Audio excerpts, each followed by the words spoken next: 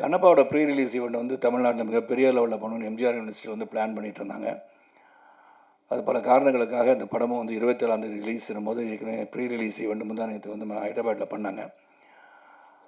அப்போ நான் வந்து சென்னையில் வந்து நம்ம பண்ணுற ஈவெண்ட் பண்ணாமல் இருந்தால் அது எப்படி இருக்கும்னு சொல்லி யோசனை பண்ணி நம்ம ஒரு ப்ரெஸ் மீட் நான் அவங்களெல்லாம் சந்திச்செல்லாம் நான் ஐடியா பண்ணேன். அப்புறம் விஷ்ணுகிட்ட சொன்னேன், என்ன அங்கிள் நம்மளே பண்ணிடலாம், நீங்கள் அங்கே கொஞ்சம் ரெப்ரசென்ட் பண்ணியிருக்கேன்னு சொல்லி இங்கே யாரெல்லாம் இருக்கும்போது எடிட்டர் இருந்தாங்க, சம்பத்ராமன் இருந்தாங்க, அப்கோர்ஸ் டிஸ்ட்ரிபியூட்டர் என் அருமை சகோதரர் சக்திவேல் சார் இருந்தாங்க.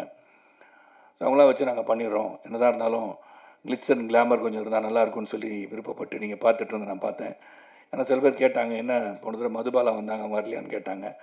ஸோ இந்த மாதிரி கேள்வி வந்து கேட்டவங்களாம் இருக்காங்க, 3வது ரோல் உட்காந்துருக்காங்க. அதனால் அதுக்கெல்லாம் நான் ஒரு ரெப்ரஸன்டேஷனாக வந்திருக்கேன். அதனால் அவங்களாம் அடுத்த முறை அவங்க வந்து ரிலீஸ் ஆன பிறகு படம் வந்து ப்ரிவியூ ஷோ போடும்போதாச்சும் வர வைக்கிறதுக்கு ட்ரை பண்ணுற மணி அதை உங்கள்கிட்ட சொல்லிடுறேன். ஸோ இந்த படத்தை பற்றி சொல்லணும்னா ஒன்லைன் ஸ்டோரி தான். அது கண்ணப்பான்னு சொன்னால் ஒரே லைன் தான் ஸ்டோரி. காளஹஸ்தீஸ்வரர்னா சிவபக்தர்களே ஒரு சிறந்த பக்தராக 63 நாயனார்கள் ஒருவராக தான் கண்ணப்ப நாயனார். ஏற்கனவே கன்னடத்தில் வந்து ராஜ்குமார் சாரும் அப்புறம் வந்து இந்த ரெபல் ஸ்டார் கிருஷ்ணம் ராஜு சார்லாம் அந்த படம்லாம் கண்ணப்பா தழுவிய கதைகள்லாம் பண்ணிட்டாங்க. இந்த கதையை வந்து விஷ்ணுவின் கோணம் தான் சொல்லணும். ஏன்னா ஒரு பிலீவர் நான் பிலீவர்களில் ஒரு போராட்டம் தான் ஃபர்ஸ்ட் ஹாஃப்.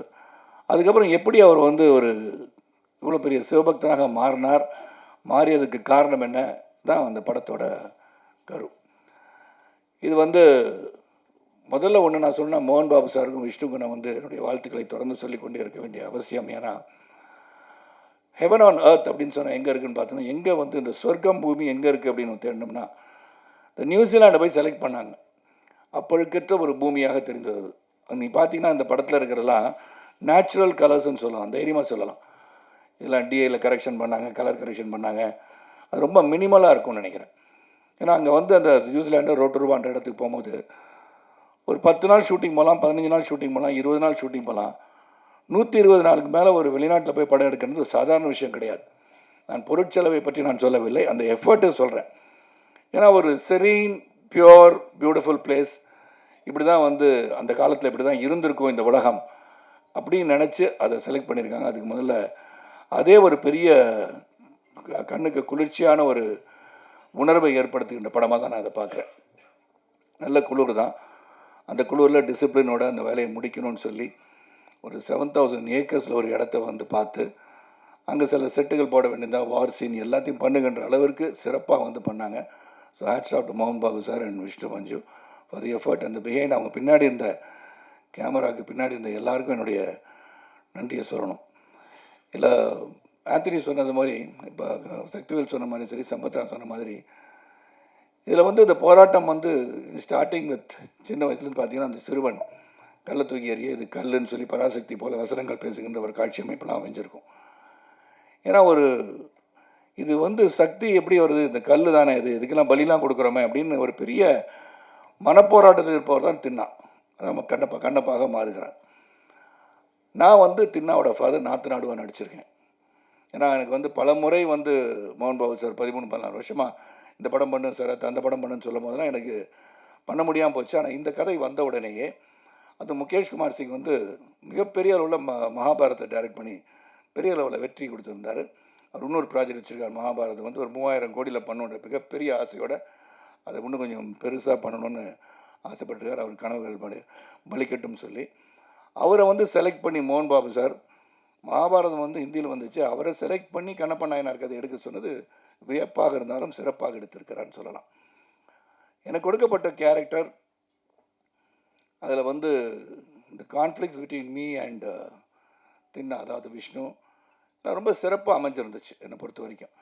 ஏன்னா எடிட்டர் ஆந்தனிக்கு தான் தெரியும், சிறப்பாக நடிச்சிருப்போம், சிறப்பாக அமைஞ்சிருக்கோம்.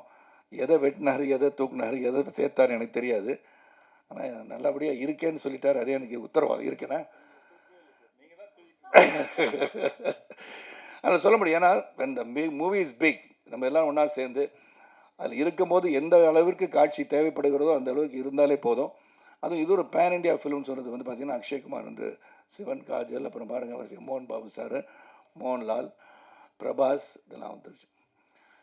இவங்கெல்லாம் வந்து இன்டர்வல் இதெல்லாம் வந்த பிறகு இந்த படம் வந்து கடைசி 1 ஹவர் வந்து ரொம்ப ஸ்ட்ராங்காக இருக்குன்னு சொல்லி ஆந்தனி செல்வம் உண்மையிலே சந்தோஷமாச்சு. இங்கே மட்டும் இல்லை, ப்ரீ ரிலீஸ் ஈவெண்ட்லேயும் அவர் சொல்லிட்டு இருந்தார் அதை பற்றி. ஏன்னா அவர் தான் முழுமையாக பார்த்து எடிட் பண்ணி இந்த வார் சீனாக இருந்தாலும் சரி, காட்சிகளாக இருந்தாலும் சரி, லவ் சீனாக இருந்தாலும் சரி, எல்லாமே அவர் வந்து பார்த்துருக்காரு.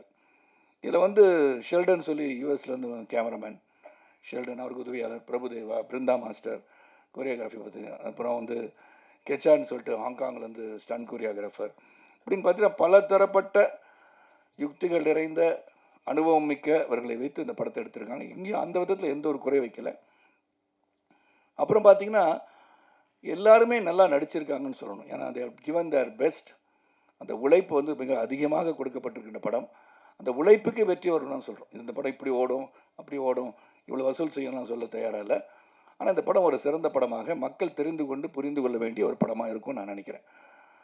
காரணம் இப்போ வந்து சரித்திரத்திலையும் சரி, இதிகாசங்களையும் சரி, நாம் இப்போ இருக்கிற ஜென்ரேஷனுக்கு சில கதைகளை நாம் சொல்ல மறந்து விடுகிறோம்னு நினைக்கிறேன். ஏன்னா அவங்களுக்கு இன்ட்ரெஸ்ட் இல்லாததை வந்து இன்ட்ரெஸ்ட் கொண்டு வரணும்னா, இப்போ பொன்னியின் செல்வன்ற கதையை வந்து எல்லாரும் வந்து போய் பார்க்கணுன்னு நினைக்கிறதுக்கு அதை வந்து சொல்லிக்கிட்டே இருந்தாங்க. பொன்னியின் செல்வன் கதையை பற்றி எல்டர்ஸ்க்கு தெரிஞ்ச மாதிரி யங்ஸ்டர்ஸ் தெரியாது. அந்த யங்ஸ்டர்ஸை கொண்டு போய் ரீச் பண்ணணும்னு நினச்சி தான் மணிரத்னம் அந்த படம் எடுத்திருப்பார். அதே மாதிரி கண்ணப்ப நாயனார் கதை காளஹஸ்தி ஈஸ்வரருக்கு எல்லாரும் ஒரே லைனில் கதை சொல்லிடலாம். வலது கண்ணில் வந்து ரத்தம் வந்தது, உடனே கண்ணை பிடிங்க வச்சார். அப்புறம் இடது கண்ணிலையும் வந்துடுச்சு, திருப்பி அது இன்னொரு காலை வந்து கட்டவரில் வச்சு இடம் தெரியாமல் போயிடக்கூடாதுன்னு வச்சு பண்ணார் அப்படின்னு அது ஒன்லைன் ஸ்டோரி. பட் விஷ்ணு ஒரு கோணத்தில் before becoming Kannappa, what was Kannappa, தின்னா என்னவாக இருந்தார், ஒரு வேடனாக இருந்தவர் எப்படி வந்து மாறி சிவபக்தரானார்ன்றது கதை. அது ஒரு சின்ன லைனாக இருந்தால் கூட ஒரு ஸ்டோரி, ஒரு இமேஜினரி ஸ்டோரி, பேக் ஸ்டோரின்னு சொல்லலாம். அது வந்து விஷ்ணுவோட கோணத்தில் ரொம்ப நாளாக விஷ்ணு வந்து ஆர்டினரியாக வந்து இது பண்ணல. Is Khan to research. பெரிய புராணத்தில் சொல்லப்பட்டது, எங்கெல்லாம் வந்து கண்ணப்பரை பற்றி கண்ணப்பா பற்றி பேசுகிறாங்க அப்படின்னு சொல்லி எடுத்து ஒரு மிகப்பெரிய எஃபர்ட்டோடு எடுத்திருக்காரு.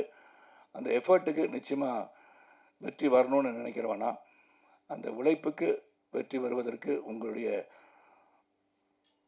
அன்பு ஆதரவு இந்த திரைப்படத்துக்கு வேணும். அது மட்டும் இல்லாமல் ஃபோக்லோர் அப்படின்னு இங்கே சவுத்தில் இருக்கிற காளஹஸ்தி சேர்ந்த இந்த கண்ணப்ப நாயனாரை பற்றி நம்ம அகில இந்தியாவுக்கு தெரியணும்னா இந்த கதை நிச்சயமாக அங்கே போய் சேரணும்.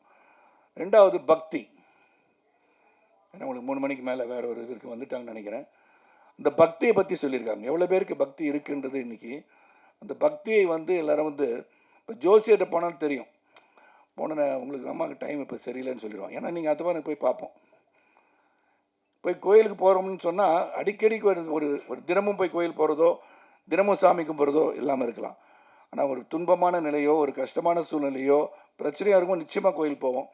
ஒரு ஜோசியர் போய் பார்த்து என்னங்க என்ன சொல்லுது கட்டம் அப்படின்னு சொல்கிற அளவுக்கு இருப்பாங்க.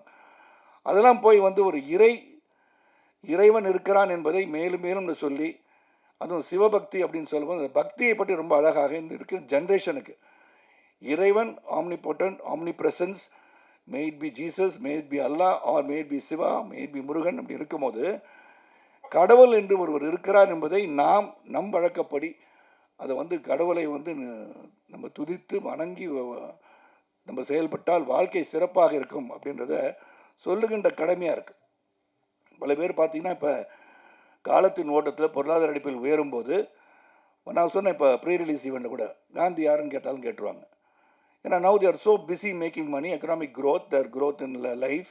அவங்கள சொல்லி குற்றம் இல்லை, எல்லாத்தையும் இது தெரிஞ்சுக்கிட்டா என்ன அவசியம், எதை தெரிஞ்சுக்கணும் அதை தெரிஞ்சுக்கணும்னு நினைக்கிறாங்க. ஆனால் ஒரு ரெஸ்பான்சிபிளாக இருந்து இந்த மாதிரி கலை உலகத்தில் இருக்கும்போது கலை மூலமாக ஒரு சினிமா மூலமாக இப்போ வந்து உதாரண சக்தி சொன்ன மாதிரி பொன்னியின் செல்வனை எல்லாரும் பார்க்கணும், இதை வந்து பிரம்மாண்டமாக திரையில் சொல்லும்போது அந்த கதையை போய் பார்க்கின்ற ஆர்வத்தை தூண்டும் போது அதை பற்றி அவர்கள் தெரிந்து கொள்வார்கள். மாதிரி கண்ணப்ப நாயனாரை பற்றி இந்த திரைப்படத்தை பார்த்த பிறகு ஓஹோ இப்படி ஒரு பக்திமான் இருந்திருக்காரா சிவபக்தவன் அப்படின்னு தெரிகிற அளவுக்கு இந்த படம் இருக்கும். ஆனால் பக்தி என்பது அவரவர்கள் மனதிலே தோன்றுகின்றது தான். அந்த பக்தி பரவசமோடு இருக்க வேண்டும் என்று சொல்கின்ற ஒரு படமாக இது அமையும் சொல்லி இந்த படத்தை உங்களுடைய ஆதரவோடு, மக்கள் ஆதரவோடு இந்த படம் வெற்றியடைய வேண்டும் என்று இறைவனை வேண்டிக் கொள்கின்றேன். அதே சமயத்தில் ஆடியன்ஸ் வந்து எந்த படத்தை பார்த்தாலும் உங்களுடைய வியூ உங்கள் மனசில் வச்சுக்கோங்க. நீங்கள் தியேட்டர் உள்ளே உட்காந்துக்கிட்டு மொபைலில் மச்சான் உள்ளே வந்துடாதரா படம் நல்லா இல்லைன்னு சொல்லிடாதீங்க. ஏன்னா அந்த மாதிரி சொல்கிறனால என்ன ஆகிடுதுன்னா உங்கள் வியூ மே பி டிஃப்ரெண்ட். இங்கே இருக்க சில ஆடியன்ஸ் வந்து பிரபாஸ் இருக்கான்னு படம் பார்க்க வந்திருக்கலாம், சில பேர் மோகன் பாபு இருக்கான்னு படம் பார்க்க வந்திருக்கலாம். ஸோ உங்கள் வியூவில் இந்த படம் வந்து நல்லா இருக்கா நல்லா இல்லையன்றதை அவங்கவுங்க போய் திரையரங்குக்கு போய் ரிலீஸ் ஆகிற எந்த படமாக இருந்தாலும் அவங்க வியூவுக்கு விட்டுட்டிங்கன்னா இந்த திரையுலகம் சிறப்பாக இருக்குன்னு கூறி வருகை தந்த அனைவருக்கும் மீண்டும் ஒரு நன்றி கூறி இந்த கண்ணப்பா திரைப்படம் சிறப்பாக வருவதற்கு அந்த தயாரிப்பாளர் மோகன் பாபு, விஷ்ணு, இதில் உழைத்த அனைவருக்கும் என்னுடைய வாழ்த்துக்களை சொல்கிறேன். அதுவும் எடிட்டர் ஆந்தனி பற்றி சொல்லி ஆகணும். Very dedicated worker. 24/7 இந்த படத்துக்கு எவ்வளோ உழைச்சிருப்பான்னு எனக்கு தெரிஞ்சானா அது பெரிய படம். அதை வந்து டு பிரிங் இட் டு ஒரு சிம்பிள், அந்த அவரே சொன்னார் லென்த்து மாதிரி தெரியும் ஆனால் இருக்காதுன்னு அவரே சொல்கிறாரு. 6 படத்தை எடிட் பண்ணியிருக்காங்க. நான் எங்கே இருக்கேன்னு தெரில. அது இல்லாட்டி எடிட்டர் ஆந்தனி வீட்டிற்கு நான் நிச்சயமாக சென்று அவருடன் காஃபி சாப்பிட்டு வரேன். வேறு ஒன்றும் இல்லை. ஸோ அதனால் நல்ல ஒரு படத்தை, இந்த முயற்சி கடுமையான முயற்சி, அந்த முயற்சிக்கு படம் எடுத்திருக்கோன்னு சொல்லலாம். அந்த முயற்சி வெற்றி பெற உங்களுடைய வாழ்த்துக்களுடன் விடைபெறுகிறேன். நன்றி, வணக்கம்.